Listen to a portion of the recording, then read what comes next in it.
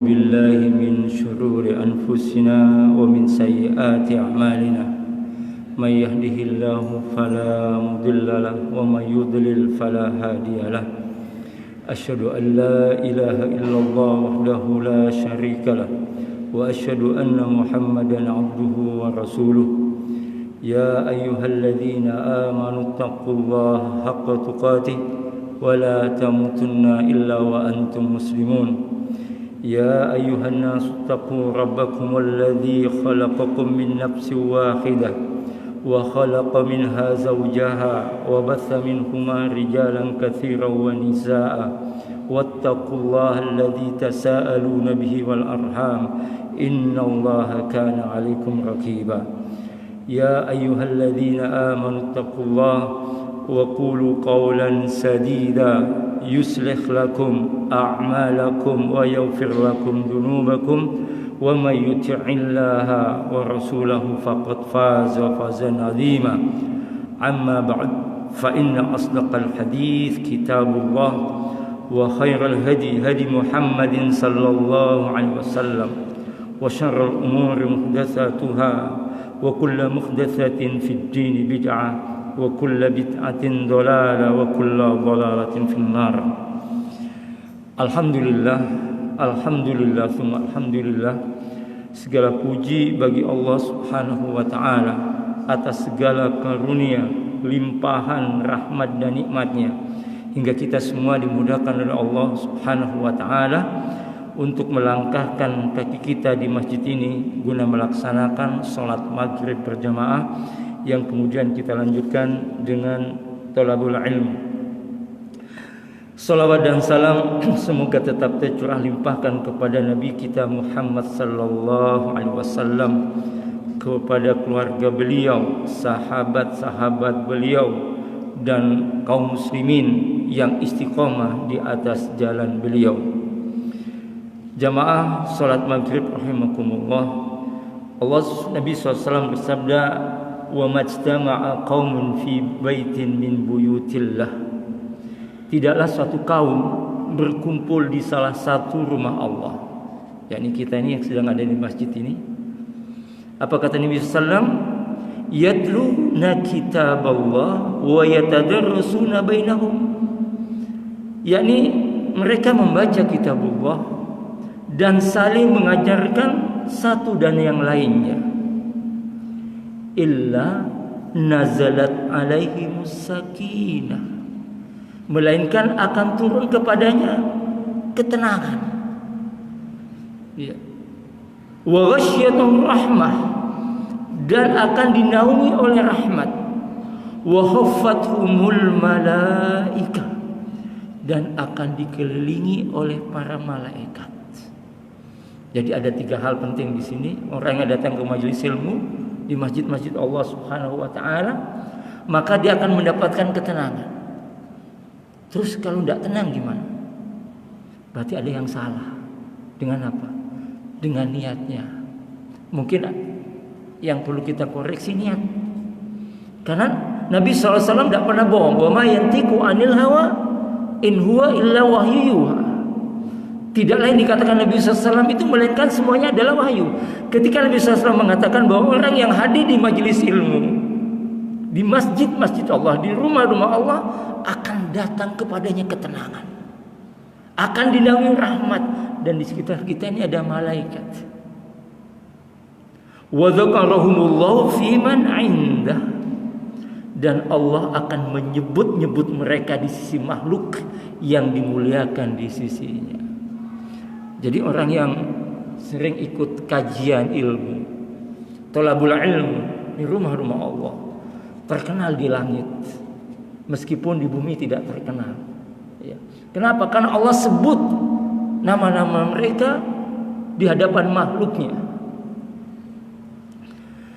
Karena itu bersyukurlah kita kepada Allah Subhanahu wa taala, karena Allah mudahkan kita untuk duduk di majelis yang mulia ini, untuk bersama-sama kita mengaji, membahas ayat-ayat Allah Subhanahu wa taala dan hadis Nabi sallallahu alaihi wasallam. Malam ini kita akan mengangkat sebuah kajian kitab yakni tentang tenangnya hati, damainya badan. Ya, tentu semua kita ingin hati kita tenang. Tentu kita ingin hati kita tentram, badan kita nyaman.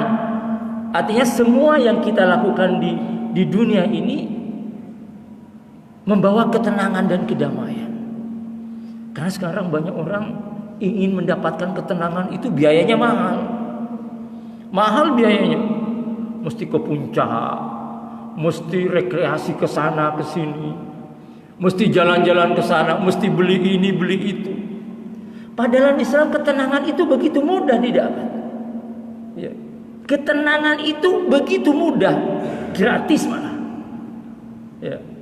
Apa kata Ibnu Qayyim ketika seseorang itu ingin tenang, ingin damai, ingin tentram dirinya? Kata beliau, rohatul qalbi wal badan fi ta'atillah. Ketentraman hati dan badan itu dalam ketaatan kepada Allah Subhanahu wa ta'ala. Artinya kalau kita nggak taat kepada Allah, nggak mungkin hati ini bisa tenang, nggak mungkin hati ini bisa damai. Maka nggak heran kalau orang yang susah tidur, bingung dan lain sebagainya, artinya hidupnya begitu mengalami kegalauan, kekacauan yang sangat luar biasa sekali. Kenapa coba sebabnya?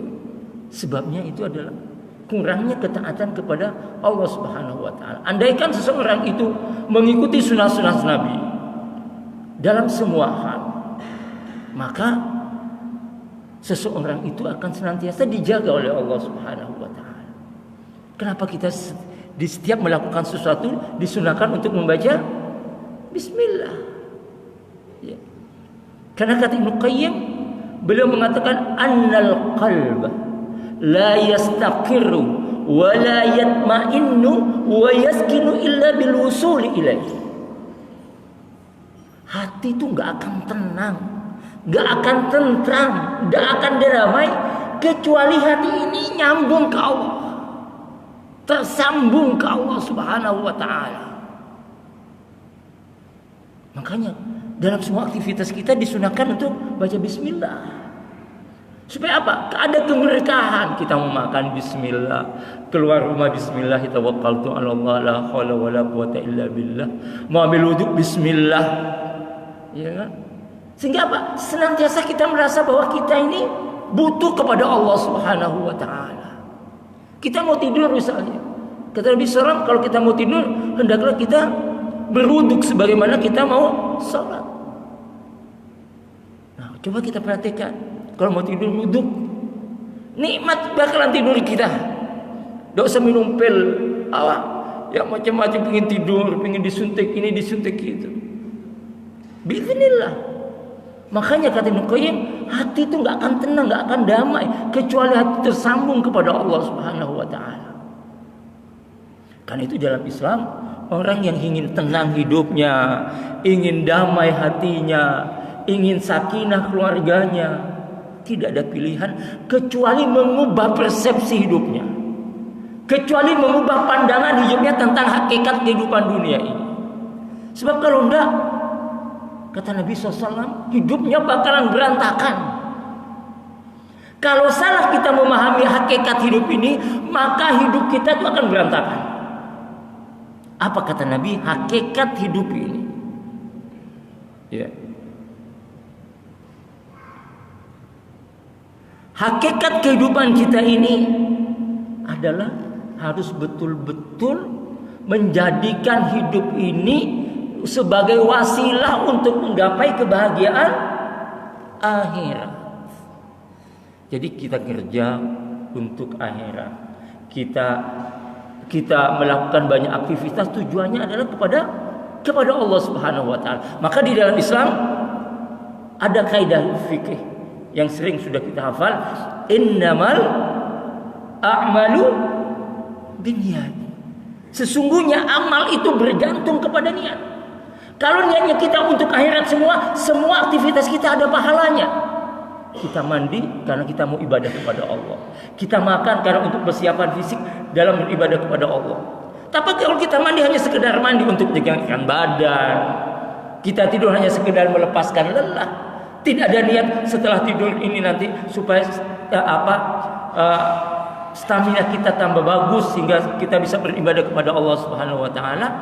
Maka orang yang tidak memiliki niat seperti itu, semua aktivitasnya tidak ada nilainya. Enggak ada nilainya. Kalau kita niatkan semuanya karena Allah Subhanahu wa taala, maka itu akan menjadi ibadah. Akan menjadi ibadah. Ya. Kita berbakti kepada orang tua. Niatnya karena perintah Nabi SAW ibadah. Maka berbakti kepada orang tua itu akan semuanya bernilai ibadah. Jadi niat itu menjadi sesuatu yang penting sekali. Maka supaya nyambung kepada Allah Subhanahu wa taala sebagaimana dijelaskan oleh Qayyim rahimahullah, hendaklah senantiasa aktivitas kita itu diniatkan karena Allah Subhanahu wa taala. Kita ketemu dengan saudara kita bilang assalamualaikum warahmatullahi wabarakatuh. Sebarkan salam. Kita jabatan tangan, ya kan? Diniatkan karena Allah, semuanya akan bernilai ibadah. Tapi kalau sekedar salaman, nggak ada niat karena ibadah, ini ada artinya. Ya. Makanya niat itu menjadi penting. Nah, bagaimana supaya hidup kita tenang, supaya hidup kita tentram, supaya semua apa yang kita lakukan itu dimudahkan oleh Allah Subhanahu Wa Taala. Ini hadis Nabi SAW penting untuk kita renungkan semua. Nabi SAW bersabda, "Man kanatid dunya hammahu faraqallahu alaihi amrahu." Barang siapa yang menjadikan dunia sebagai keinginannya, sebagai tujuannya, sebagai ambisinya, sebagai cita-citanya, faraqallahu alaihi amrahu, maka Allah akan cerai-beraikan semua urusannya. Jadi kalau hati kita, pikiran kita, semua aktivitas kita tertuju kepada urusan dunia dan dunia, kata Nabi Sallallahu Alaihi Wasallam, Allah akan ceraikan-beraikan urusan kita. Akan dicerai-beraikan oleh Allah urusannya. Waja'ala faqrahu baina aini, dan Allah akan menjadikan kemiskinan di hadapannya. Kemiskinan, ya. Boleh jadi dia punya mobil 20, punya villa segini, punya ini, punya itu semua, tapi nggak pernah dia merasa cukup dengan semua itu. Apa ambisinya? Ini yang nggak pernah selesai. Baru dapat ini, hasil sini, udah muncul lagi ide sini, muncul lagi, terus seperti itu, muter kayak gini terus. Kata Allah Subhanahu Wa Taala, Allah akan ceraikan semua urusannya. Belum selesai satu, ini lagi semua. Orang beriman tidak seperti itu. Maka kata Nabi SAW, Allah akan ceraikan urusannya dan Allah akan jadikan kemiskinan di hadapan matanya. Walam ya'tihi minad dunya illa ma kutibalah. Dan tidaklah dunia datang kepadanya melainkan apa yang Allah takdirkan untuknya. Jadi tugas kita ini ikhtiar di jalan Allah Subhanahu wa taala. Adapun hasil itu mau kita kerja 24 jam lebih 34 jam, kalau hasilnya A ya tetap A, enggak bisa B. Kalau hasilnya sebulan 2 juta, enggak mungkin 2 juta 150. Ya. Maka Nabi sallallahu, jangan sampai dalam pencarian dunia itu menyelisihi jalan Allah Subhanahu wa taala. Maka persepsi kita, pandangan kita tentang hidup ini harus kita ubah.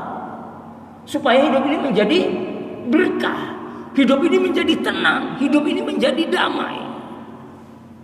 Kalau sudah urusan dunia terus, sungguh gak selesai-selesai.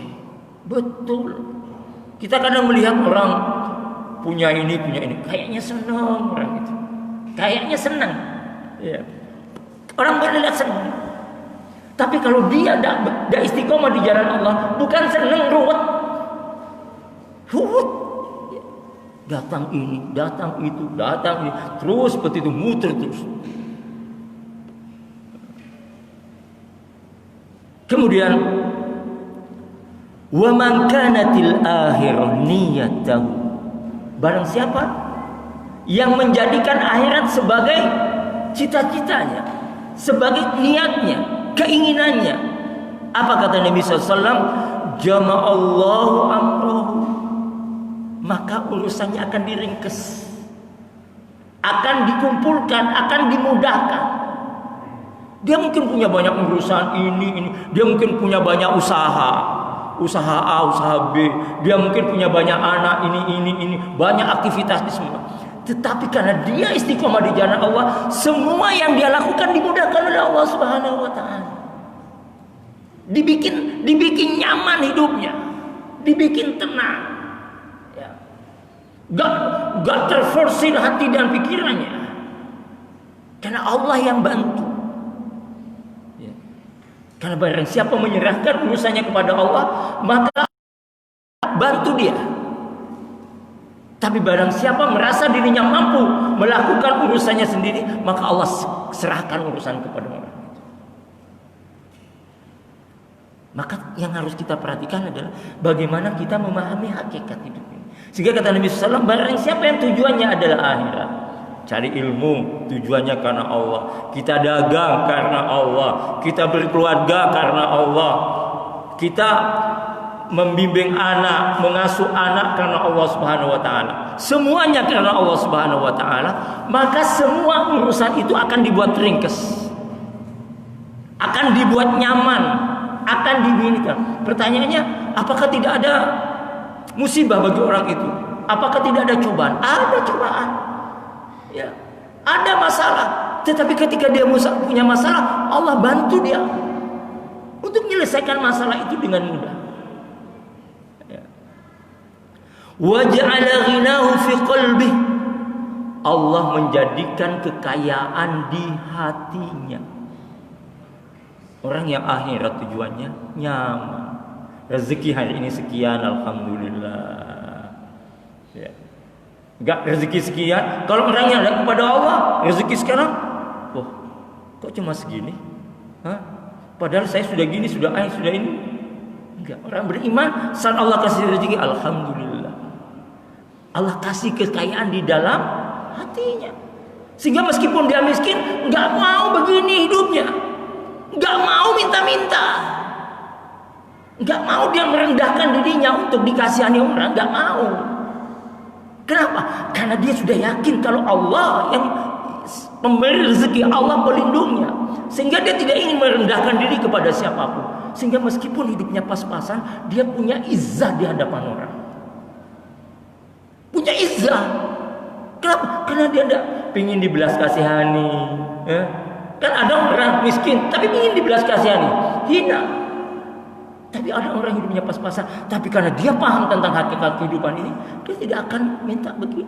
Jangankan begini, dibelas kasihani dia tidak mau. Karena baginya Allah, cukup baginya Allah pelindung dan pemberi kehidupan bagi dirinya. Maka orang yang seperti ini, kondisi apapun tidak membuat dirinya merasa tertekan, merasa terhina sama sekali tidak. Kenapa? Allah jadikan kekayaan di dalam hatinya. Kalau Allah sudah jadikan kekayaan di dalam hati, hidup ini terasa nikmat. Ya, di saat orang sibuk sana sibuk sini, Allah sudah kasih ketenangan di dalam dirinya.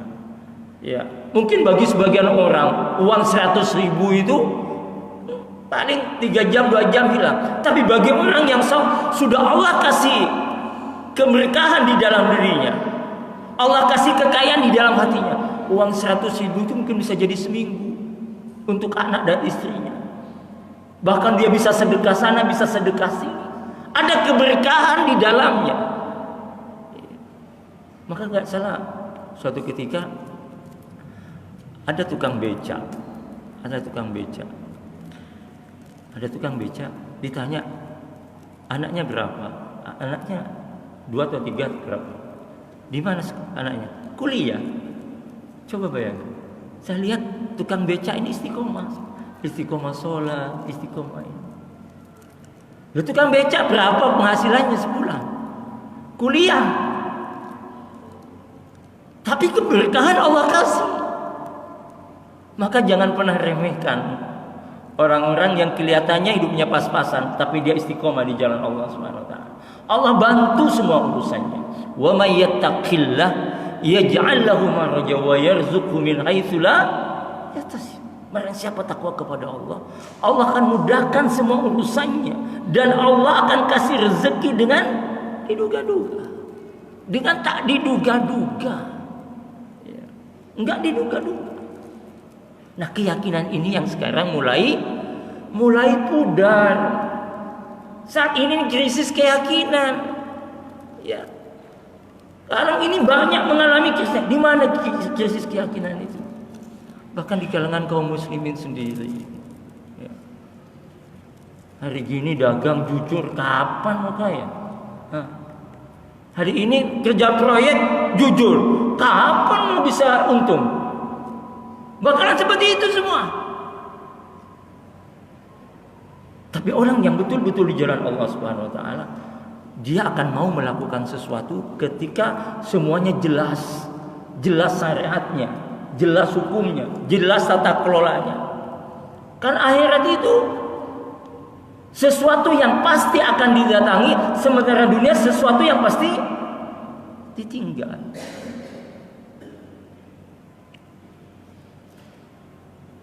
Apa nggak boleh jadi orang kaya? Jadi orang ini boleh, siapa namanya? Islam, ya. Malah Nabi Shallallahu Alaihi Wasallam menempatkan orang yang kaya itu pada posisi yang atas. Ketika dia takwa kepada Allah, ketika dia menyambung silaturahim, ketika dia tahu hak Allah Subhanahu Wa Taala. Karena orang yang kaya ketika ngerti hak Allah Subhanahu wa taala, ngerti silaturahim, ngerti semua syariat Islam, paham dengan agama, maka hartanya itu akan bermanfaat bagi umat.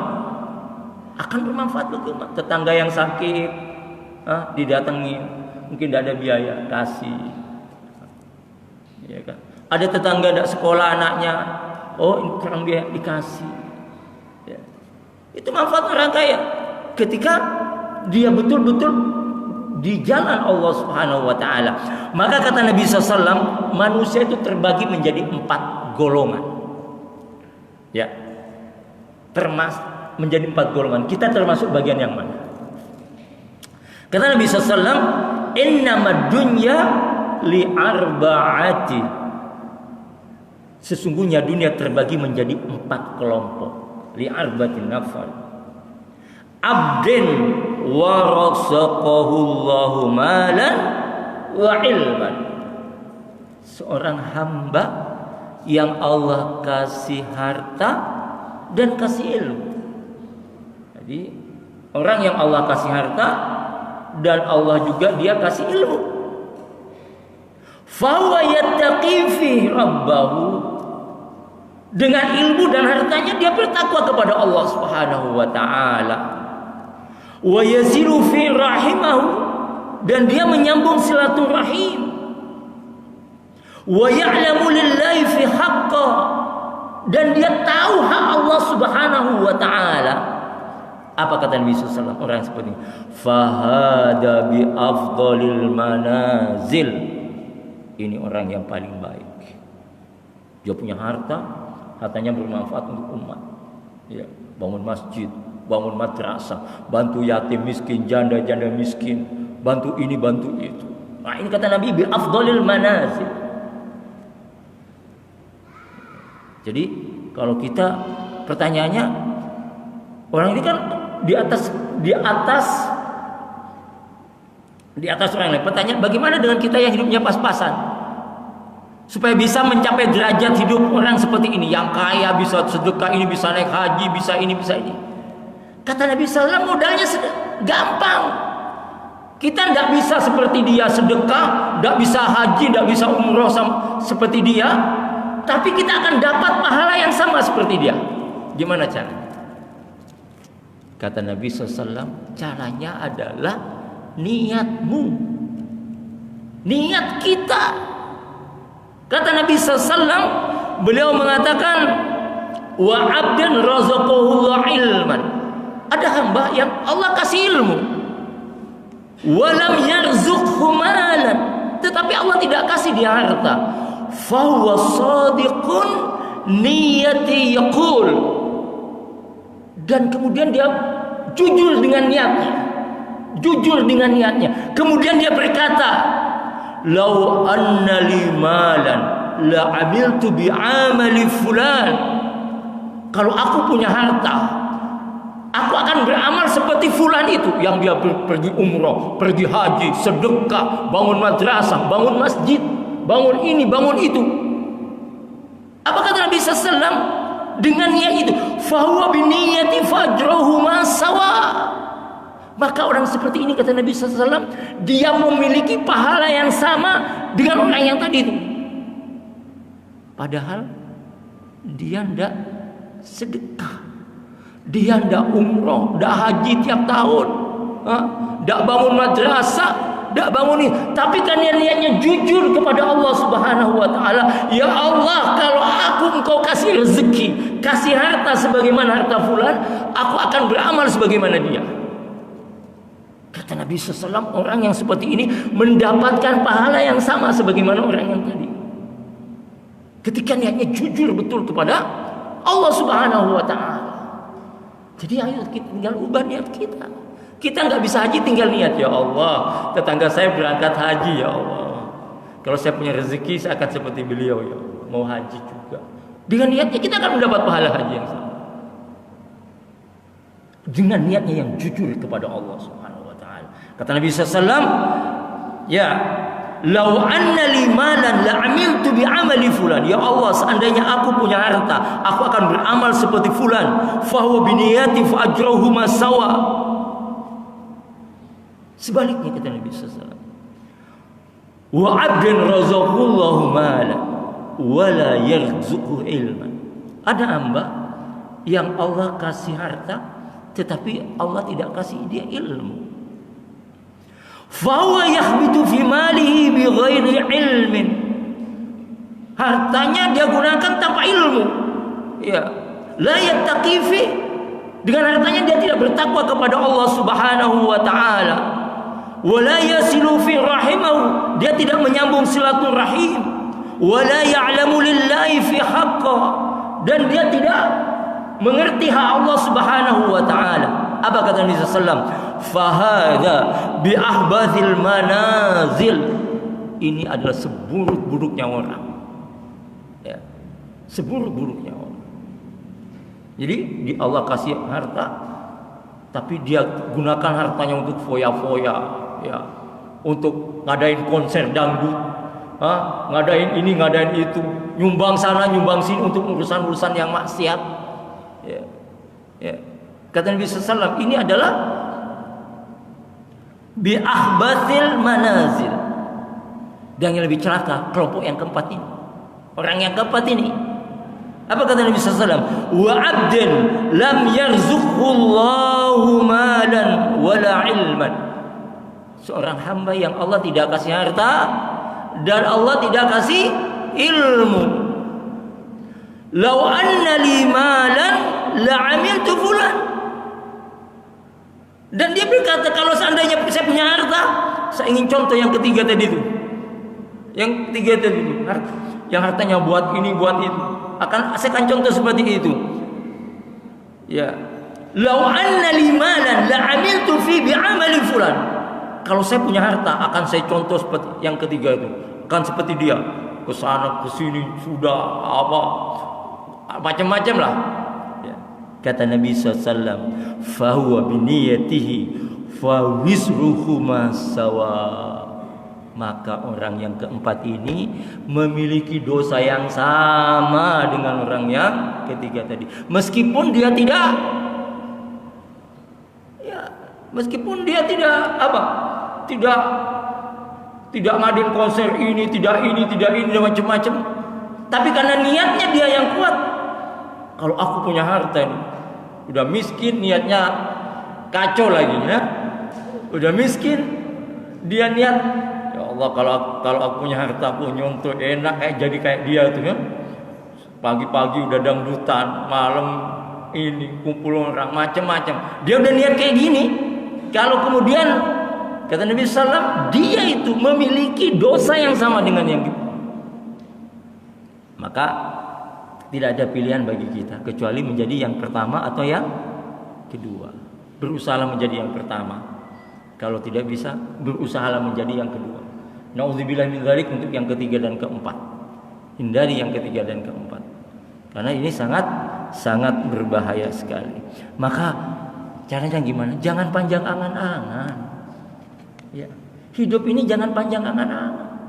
Kata seorang tabi'in, orang yang sudah panjang angan-angan, maka amalnya bakalan rusak.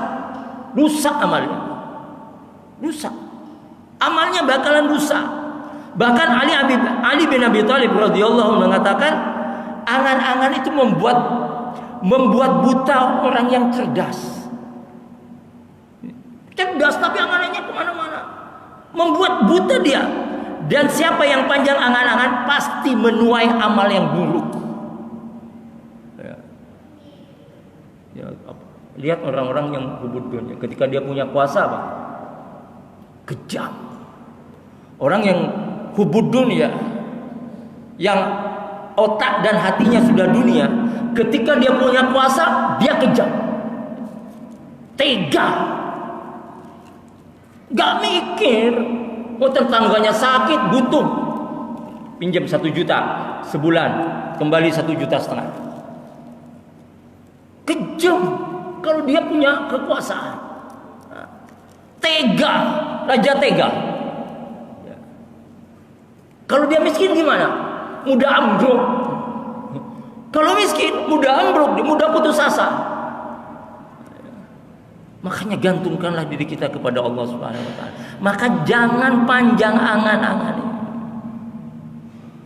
Orang kalau sudah panjang angan-angan, ya itu bakalan rusak. Ini ada sebuah pendapat dari seorang ulama namanya Al-Hurawi.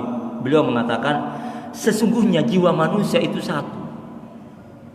Jiwa manusia itu satu. Kalau dia sibuk dengan sesuatu urusan, maka dia akan memutus kesibukan yang berlawanan dengan urusan itu. Paham ya maksudnya ya? Kalau kita sibuk dengan urusan akhirat, maka kita nggak berminat lagi untuk urusan dunia. Nggak terlalu berminat. Karena dunia memang mesti dicari, tetapi nggak terlalu berminat untuk menggebu-gebu urusan dunia. Sebaliknya, kalau seseorang itu sibuk dengan urusan dunia, maka dia nggak berminat dengan urusan akhirat. Dia akan berminat. Wah, mau adzan berapa kali, mau ini berapa kali, nggak ada minat bagi dia. Makanya kecenderungan, kesibukan kita hendaknya harus betul-betul tertuju kepada Allah Subhanahu wa taala. Maka ikutilah sunnah Nabi sallallahu alaihi wasallam. Ikuti sunnah Nabi 24 jam. Ikuti sunnah Nabi sallallahu alaihi wasallam. Masuk rumah bilang salam, keluar rumah ketemu teman bilang assalamualaikum. Ketika mau tidur kita baca doa, ketika mau makan kita baca, sehingga 24 jam hati ini tersambung kepada Allah Azza wa Jalla. Kan tersambung pada Nabi SAW, tersambung karena ikut perintah Nabi SAW. Akan tersambung semuanya kalau kita betul-betul ikut mengikuti sunnah Nabi SAW. 24 jam. Mau keluar rumah, bismillah, tawakkaltu 'ala Allah, la haula wala quwwata illa billah. Nyampe ke tempat yang baru, kita baca doa dan lain sebagainya. Ikuti semua aturan Islam, aturan dari. Kenapa? Karena agama ini memang untuk memuliakan kita. Islam ini datang untuk memuliakan manusia. Jadi syariat Allah itu untuk memuliakan manusia. Ya. Contoh misalnya syahwat. Syahwat. Islam tidak melarang syahwat. Silakan tumpahkan syahwat. Tapi kepada yang halal. Kepada istri kita. Silakan tumpah. Maka diatur di dalam Islam. Coba nggak diatur. Kayak binatang manusia ini. Nggak diatur bagaimana nggak diatur bagaimana melampiaskan syahwat. Sama Islam diatur sehingga orang yang mengikuti syariat Islam mulia, punya anak, jelas anaknya siapa, dari siapa, akan jelas semuanya. Tapi kalau sudah tidak ikut aturan Islam, tidak tahu, ini telinganya kayak yang nomor 2 ini. Orang udah nggak jelas semua. Ya. Maka dalam Islam dimuliakan betul, diatur betul di dalam Islam. Ya. Maka ketika seseorang itu mengikuti aturan Islam, pasti hidupnya itu akan dimuliakan. Kemudian Ibnu Qayyim rahimahullah mengatakan, al-abdu daiman muqallibun baina ahkawil amawiri wa ahkamin nawazil. Seorang hamba itu pasti tidak akan lepas dari mendapatkan keharusan untuk mengikuti perintah Allah dan mendapatkan musibah dari Allah Subhanahu wa taala. Artinya kita ini pasti harus melaksanakan perintah Allah, dan pasti juga kita pasti mendapatkan musibah dari Allah Subhanahu wa taala.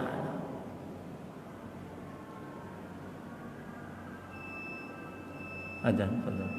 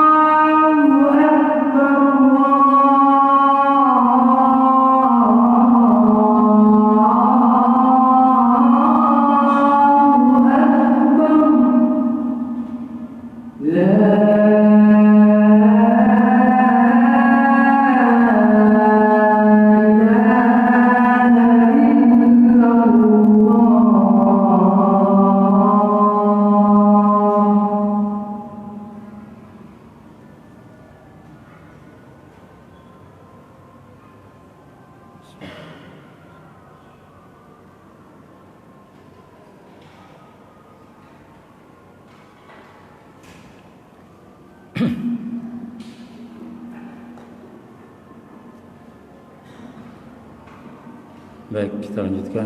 Bismillah. Alhamdulillahirabbil alamin. Wassalatu wassalamu ala asyrofil anbiya wal mursalin Muhammad wa ala alihi washabbihi ajmain. Beliau mengatakan al-'abdu da'iman mutaqallibun baina ahkamil awamir wa ahkamin nawazil. Seorang hamba itu tidak bisa lepas dari perintah Allah dan musibah dari Allah Subhanahu wa taala. Ya, fa huwa muhtajun bal muttar ila al-'auni 'inda al-awamir. Bahkan seorang hamba itu sangat butuh kepada pertolongan Allah saat dia ingin melaksanakan perintah Allah Subhanahu wa taala. Jadi kalau kita ingin istiqomah salat, istiqomah ngaji, istiqomah beramal baik, minta tolong kepada Allah. Enggak mungkin kita bisa istiqomah tanpa pertolongan Allah Subhanahu wa taala. Minta tolong, berdoa kepada Allah Subhanahu wa taala. Wa ila lutfi inda nawazil, dan kita butuh kasih sayang Allah saat musibah itu datang kepada kita. Ya. Karena kita tuh pasti akan mendapatkan musibah, pasti, tidak bisa tidak.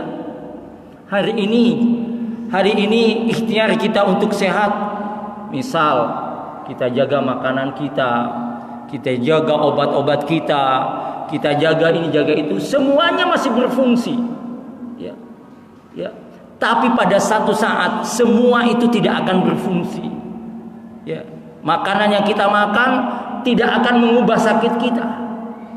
Maka kita akan ikhtiar ke tempat yang satu, ke tempat yang lain. Di saat itu kita butuh siapa?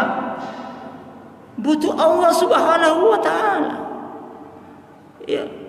Di saat obat yang tadinya kita minum berefek bagi kesehatan kita, makanan yang tadinya kita makan berefek bagi kebugaran kita, pada saatnya nanti itu tidak akan berefek lagi, tidak akan berdampak lagi ketika Allah sudah takdirkan bagi kita musibah itu.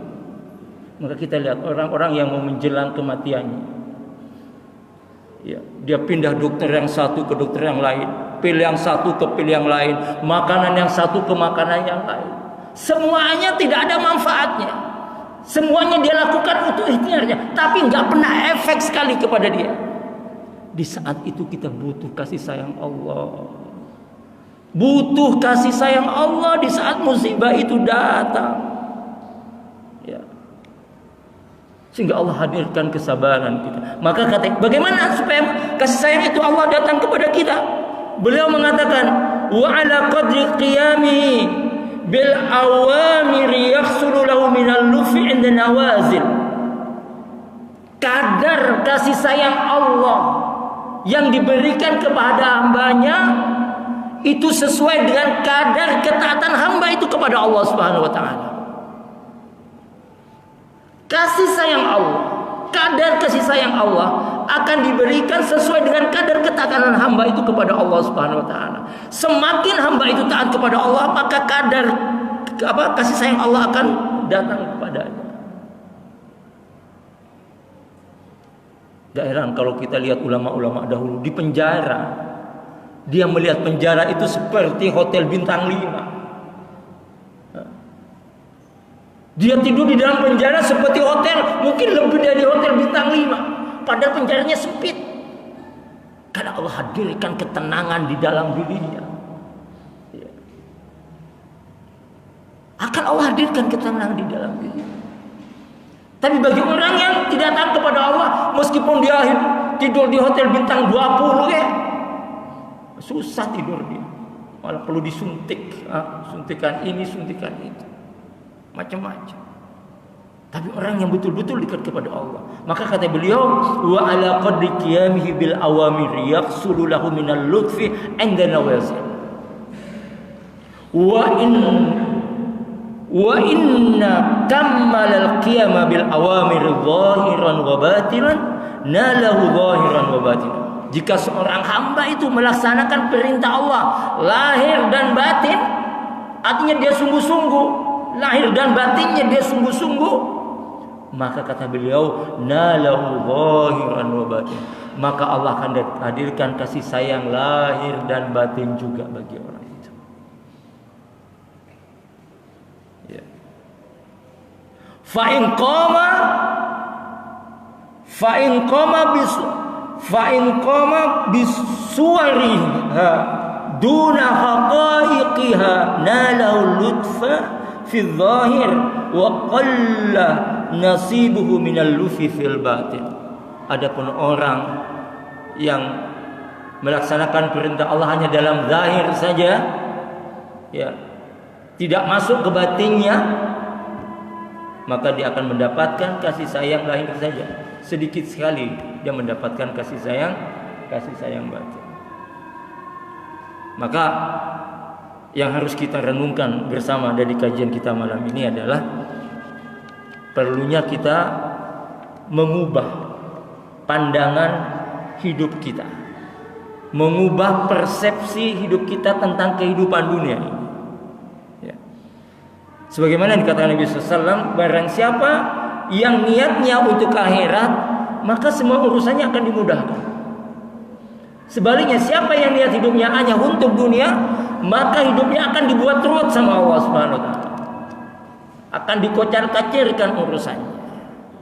Maka luruskan niat kita. Karena tidak ada yang lebih sulit, kata seorang ulama tabi'in, daripada mengurus masalah niat. Niat ini berbolak-balik. Saat kita di masjid kumpul-kumpul, insya Allah hadir ketenangan, semangat untuk akhirat. Nah, tapi saat kumpul sama teman-teman bisnis, teman-teman ini lupa sudah, kadang lupa, berbolak lagi hati, berbolak balik. Maka doa yang sering dibaca Nabi SAW adalah ya muqallibal qulub tsabbit qalbi ala dini. Wahai zat yang membolak-bolakkan hati, teguhkanlah hati kami di atas agama. Mungkin ini saja yang bisa saya sampaikan pada kesempatan yang berbahagia ini. Mudah-mudahan bermanfaat. Subhanakallah wa bihamdika asyhadu an la ilaha illa anta astaghfiruka wa atubu ilaik. Assalamualaikum warahmatullahi wabarakatuh.